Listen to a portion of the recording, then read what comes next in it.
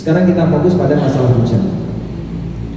Kita sepakat hujan itu nikmat atau bukan? Nikmat. Nah, oleh karena itu jangan sampai kita gantikan hujan ini sebagai bentuk kekufuran. Maka ada beberapa adab yang harus kita lakukan agar kita bisa mendapatkan kebaikan dari hujan. Adab yang pertama, tampakkan rasa bahagia. Tampakkan rasa bahagia.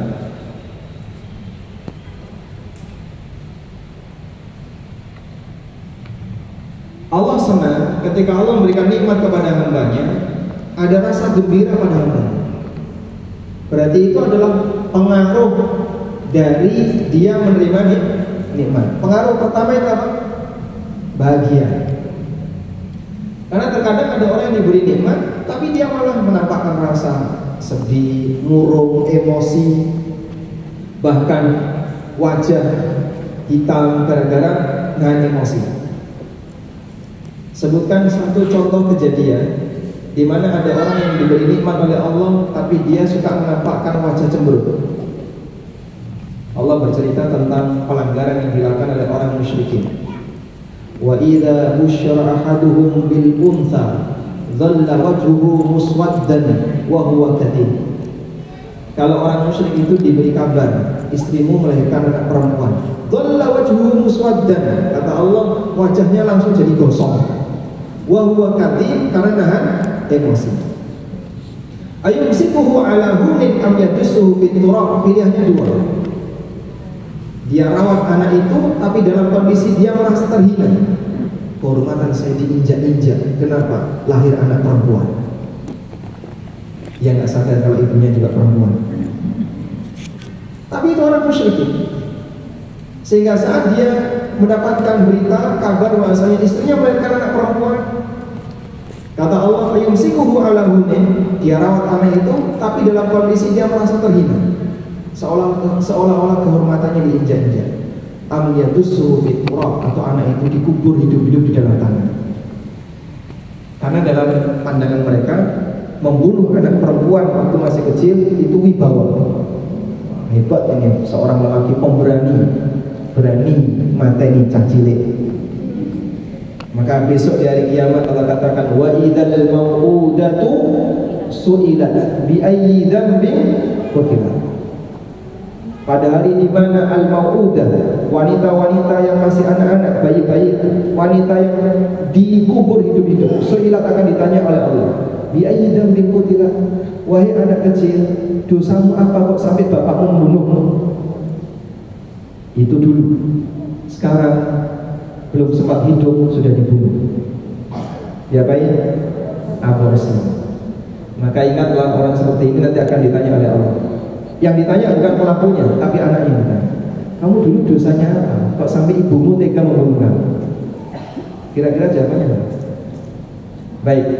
Maka tampakkan wajah gembira, wajah bahagia ketika kita mendapatkan rahmat dari Allah, apapun itu, walaupun yang Anda anggap nikmatnya adalah sesuatu yang kecil.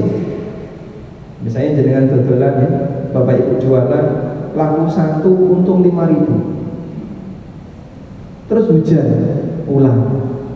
Sehingga pulang hanya bawa untung 5.000. Nikmat bukan ini? Nikmat. Nikmat. Baik, tampakkan wajah gembira. Alhamdulillah. Meskipun orang badi 5.000. Walaupun hanya cuma untung 5.000. Ada sebuah hadis di mana Nabi SAW mengatakan, Innallaha, saya tulis nggak usah ya. Innallaha yuhibbu ayyara athara ni'matihi ala 'abdi. Allah itu senang melihat ada pengaruh baik dari nikmat yang Allah berikan kepada hambanya. Saya ulang, Allah senang melihat ada pengaruh baik dari nikmat yang Allah berikan kepada hambanya. Maka kalau diberi nikmat, Allah menyukai ada athara nikmatihi ala abdihi. Allah senang dia melihat ada pengaruh nikmatnya yang diberikan kepada hambanya. Contohnya gimana Pak? Begitu dapat nikmat, tersirat wajah bahagia, wajah gembira, wajah senang, di mukanya kelihatan. Allah senang lihat seperti ini. Termasuk juga ya, kalau Anda diberi nikmat apapun, jangan cuma disimpan, manfaatkan.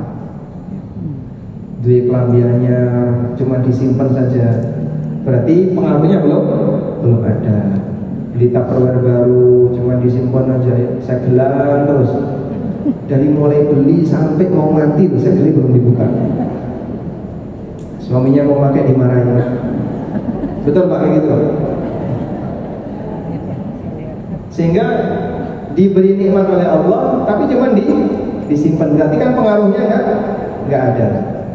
Barang apa yang Anda merasa sayang untuk dipakai? Barang apa yang Anda merasa sayang untuk digunakan? Tas branded. Itu tas branded ditaruh di mana? Di lemari, Pak. Yang dipakai pengajian itu tasnya apa? Coba yang branded mana? Yang branded? Dia nggak pakai, sehingga waktu ke pasar dia nggak bawa tas branded, waktu pengajian nggak bawa tas branded. Yang branded itu cuma dipajang, berarti dia tidak ada manfaatnya karena cuma dipajang. Yang murah-murah ini banyak manfaatnya. Makanya Anda kalau beli tas yang gesek,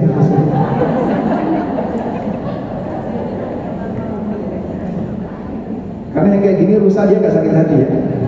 Coba kalau yang branded. Baik, yang pertama ini tampakkan wajah bahagia. Yang kedua, iringi dengan doa. Iringi dengan doa. Dan tadi kita sudah menghafal beberapa doa, termasuk doa khusus terkait hujan. Bacaan yang paling ringkas apa tadi? Rahmah. Anda cukup baca rahmah. Ya Allah, jadikan ini sebagai hujan rahmat. Baik. Yang ketiga, memuji zat yang telah memberikannya. Memuji zat yang memberikannya. Kita ucapkan alhamdulillah. Kita ucapkan segala puji untuk Allah atau kalimat-kalimat yang semisal. Baik. Yang keempat, dibolehkan untuk ngalap berkah. Ngalap berkah dengan hujan. Bagaimana sih bentuk ngalap berkah dengan hujan? Kok kayaknya baru tahu. Alhamdulillah sunnah ini mungkin sudah sering disampaikan oleh sebagian ustaz. Nabi SAW bersama Anas bin Malik pernah kehujanan. Lalu beliau menyingkap lengan beliau, lengan baju beliau disingkap dan tangan beliau dihujan-hujankan. Kemudian Anas radhiyallahu anhu bertanya, kenapa dilakukan seperti ini ya Rasulullah? Kata Nabi SAW, fa innahu hadithu ahdin bi rabbih. Karena ini air baru saja turun dari Rabbnya, baru saja Allah turunkan. Dan dalam Al-Quran Allah sebut hujan itu air berkah. Allah sebut hujan itu sebagai air yang berkah.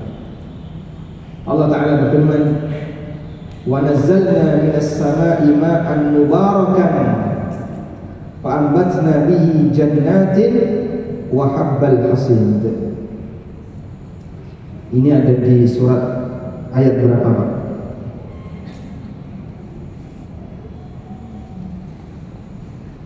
Baik, Anda bisa buka firman Allah Ta'ala di surat Qaf ayat yang ke-9. Di surat Qaf ayat 9 Allah sebut hujan itu sebagai air berkah. Surat apa tadi? Qaf ayat 9. Wa nazzalna minas sama'i ma'an tahura wa nazzalna minas sama'i ma'an mubarakan fa'ambatna bihi jannatin wa habbal hasid. Dan kami turunkan air dari langit, maksudnya dari atas, ma'an mubarak, air yang diberkahi. Itulah air hujan.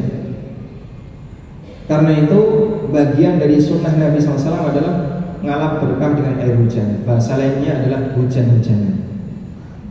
Baik. Dulu Ibnu Abbas radhiyallahu anhu ketika turun hujan, maka beliau keluarkan barang-barang yang ada di rumahnya. Beliau perintahkan kepada pembantunya, keluarkan pelana, dikeluarkan sepatu, dikeluarkan ini, dikeluarkan oleh Ibnu Abbas radhiyallahu anhu agar kehujanan, terus nanti dibawa masuk lagi. Baik. Maka kalau misalnya Anda mau tiru ketika hujan turun, keluarkan TV-nya, keluarkan kulkasnya, magicomnya, HP-nya taruh di rumah. Insya Allah nanti ganti baru. Baik. Maka jangan takut kehujanan ya. Karena kena air hujan itu termasuk di antara apa? Cara untuk mendapatkan keberkahan. Bagaimana bentuk keberkahan itu? Wallahu a'lam. Karena terkadang benda di sekitar kita memberikan kebaikan bagi kehidupan kita. Seperti Zam-Zam bisa menjadi sumber berkah dengan cara diminum, maka khasiatnya sesuai dengan niat orang yang meminumnya. Baik, yang kelima, perbanyak doa ketika turun hujan. Rahmat Allah sedang turun berupa hujan, keberkahan Allah sedang turun berupa hujan. Maka berdoalah kepada Allah dengan doa apa Pak? Doa bebas. Anda bisa minta doa diberi kelancaran rezeki, atau doa diberi kesehatan, atau doa-doa yang lain sebagaimana doa-doa yang sering Anda minta. Karena waktu hujan termasuk di antara waktu yang mustajab untuk banyak berdoa kepada Allah Subhanahu wa taala. Maka ketika hujan jangan hanya dihabiskan untuk kemulan selimut, turu merem. Anda kehilangan kesempatan yang istimewa untuk banyak berdoa kepada Allah Subhanahu wa taala. Baik, ada sisa waktu, mungkin kita bisa manfaatkan untuk diskusi. Semoga apa yang kita sampaikan ini bermanfaat. Wassallallahu ala nabiyyina Muhammadin wa ala alihi wa sahbihi wasallam. Ibu-ibu ada yang mau tanya?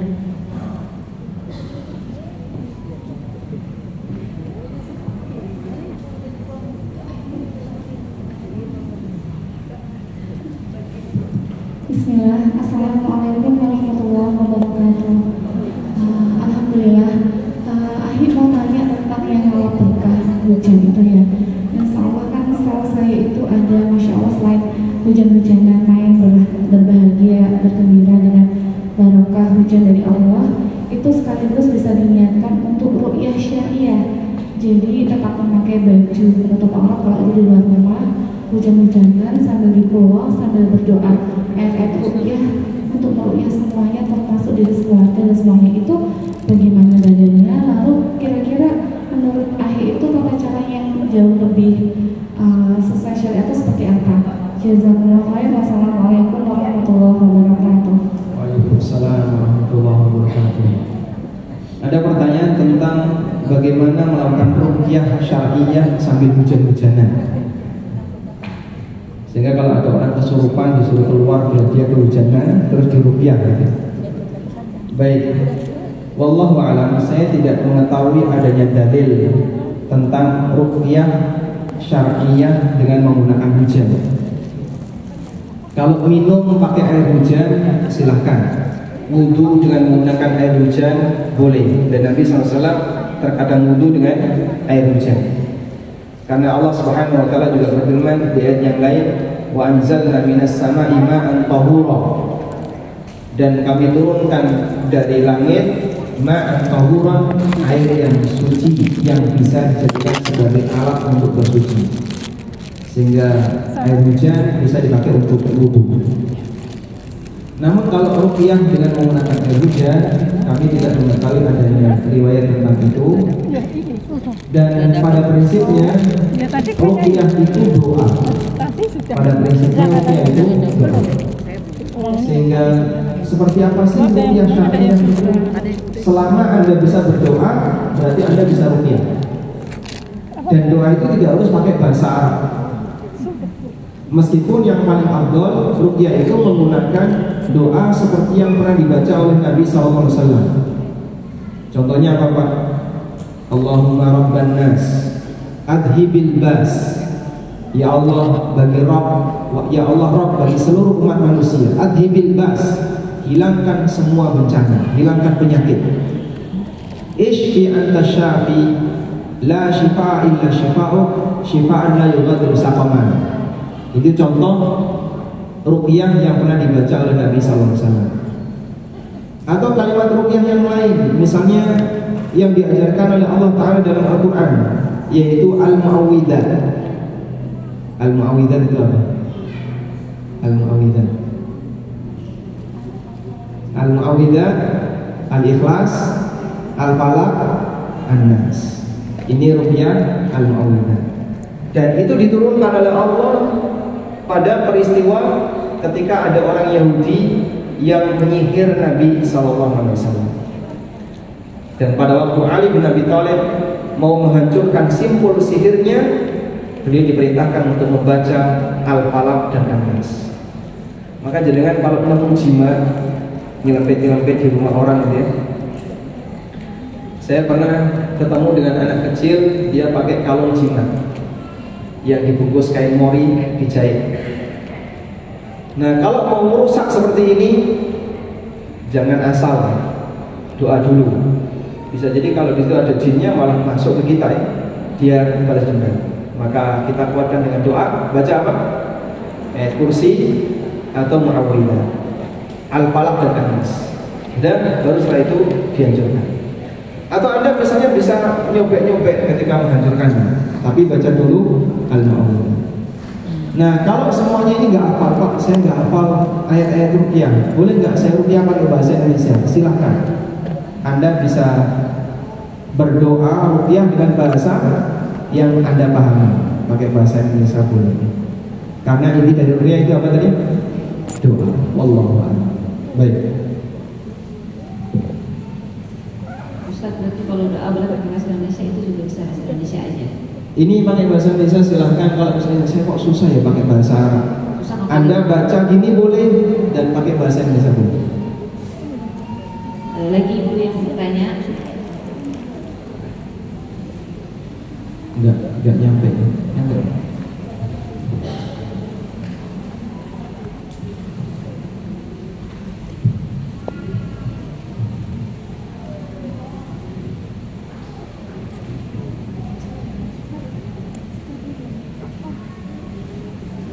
Assalamualaikum Ustaz, mau bertanya, ketika saya pernah ikut kegiatan saat itu hujan yang diadakan oleh pemerintah gitu, terus tiba-tiba didatangkanlah pawang hujan Ustaz.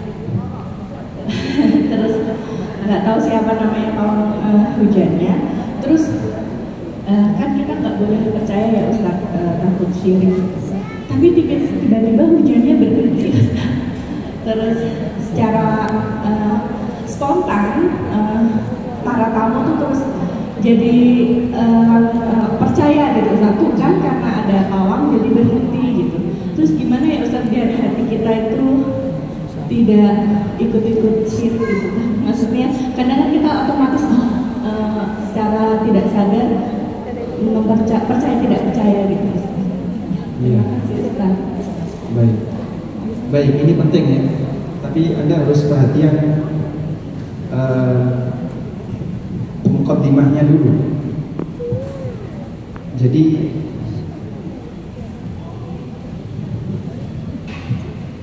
prinsipnya begini. Ini ada akibat. Untuk bisa mendapatkan akibat, orang harus menempuh sebab. Gini kan? Kalau kamu ingin mendapatkan sesuatu, kalau kamu ingin mendapatkan akibat, maka kamu harus menempuh sebab. Satu-satunya zat yang bisa menciptakan akibat tanpa sebab hanya Allah. Innama amruhu idza arada syai'an ay yaqula lahu kun fayakun. Ketetapan Allah ketika Allah menghendaki sesuatu, Allah tinggal berfirman kun, maka jadilah. Nah, manusia tidak punya kekuatan kun fayakun. Sehingga kalau Anda misalnya pengen utangnya lunas, pun langsung lunas, itu tidak bisa ya. Harus nyambut gawe dulu, kerja dulu dan seterusnya, baru dapat sesuatu, baru Anda bisa gunakan untuk bayar utang. Nah, kemudian akibat ini hal yang baik. Banyak orang menghendaki hal yang baik. Saya pengen A, pengen B, pengen C, yang semuanya itu kebaikan. Tapi tujuan yang baik tidak boleh dilakukan dengan cara yang jahat. Saya ulang, tujuan yang baik tidak boleh dilakukan dengan cara yang buruk. Misalnya pengen kaya pakai pesugihan, boleh nggak? Nah, nggak boleh. Pengen apa lagi? Pengen dapat duit pakai tuyul, boleh nggak? Nggak boleh. Kenapa?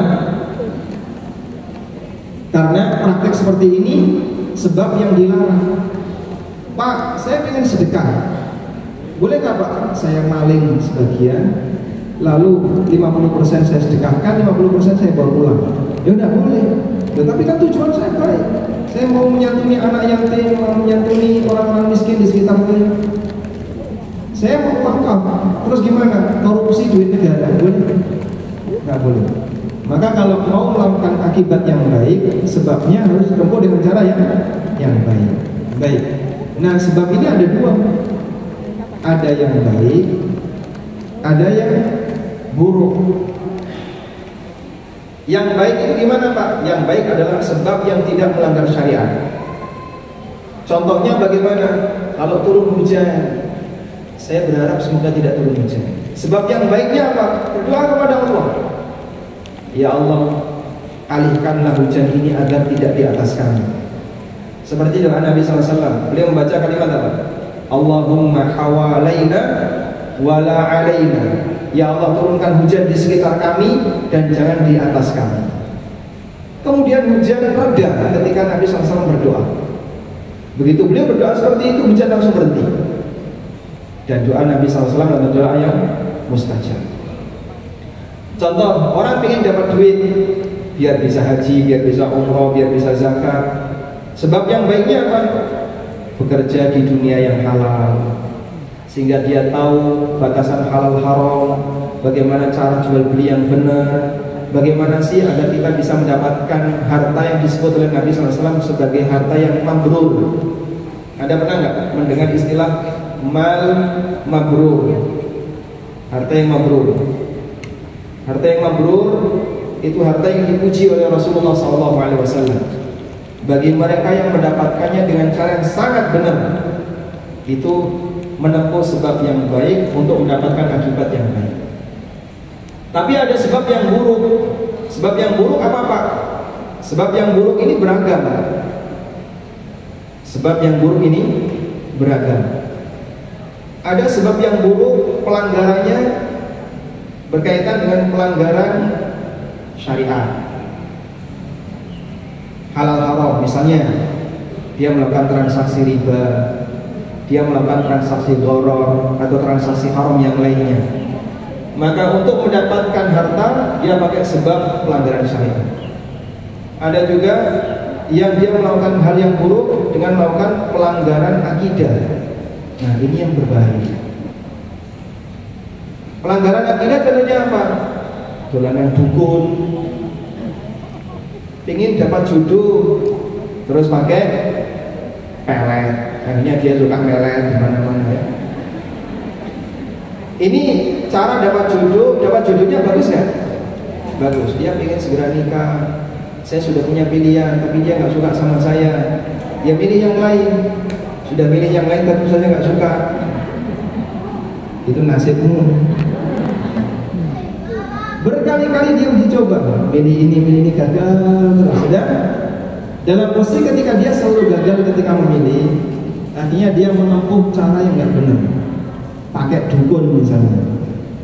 Baik, atau misalnya tadi ya, agar hujan ini reda, pakai apa tadi? Pawang. Pawang itu masuk di sini ya. Dia menempuh sebab yang buruk, yang melanggar akidah. Baik, masing-masing punya peluang berhasil dan gagal. Yang menempuh sebab baik ada peluang berhasil dan gagal.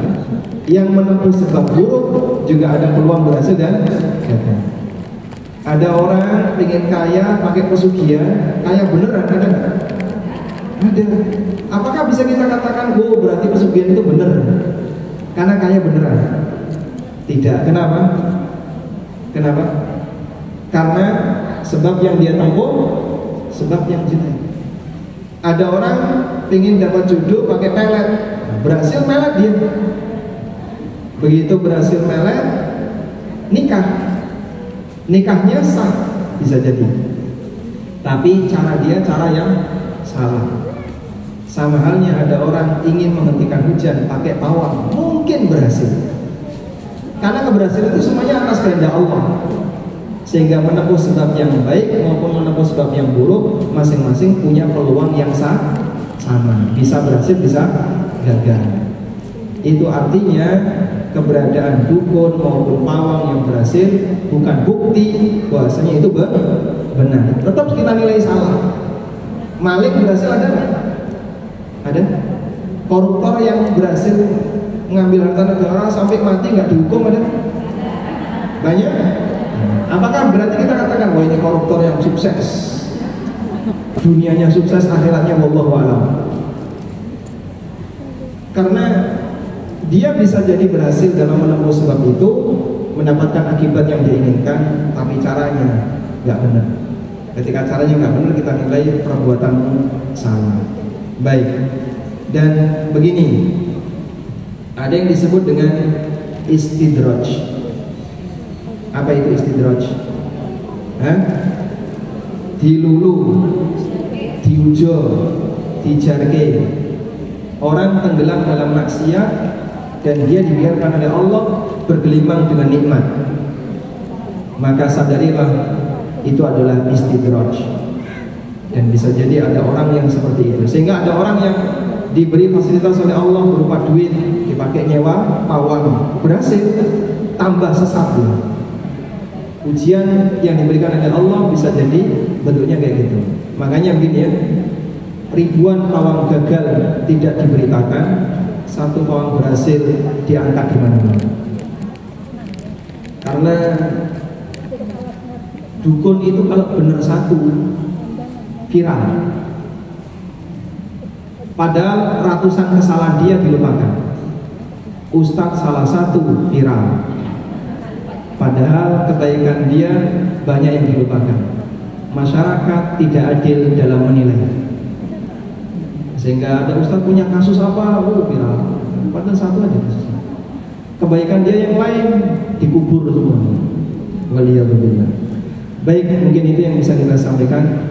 Semoga menjadi kajian yang bermanfaat, dan kita mohon kepada Allah, semoga Allah berikan kita kekuatan untuk istiqomah dan selalu bisa bersikap yang benar dimanapun kita berada, dan Allah berikan bimbingan kepada kita untuk bisa mendapatkan surga yang penuh dengan kenikmatan.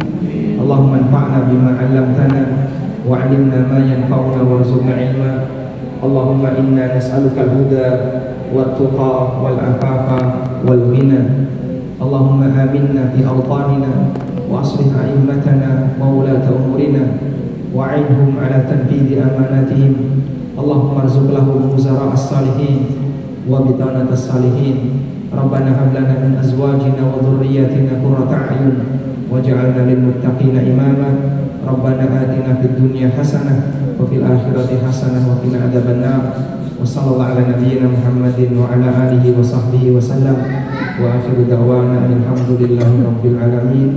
Wassalamualaikum warahmatullahi wabarakatuh. Kita tutup dengan doa.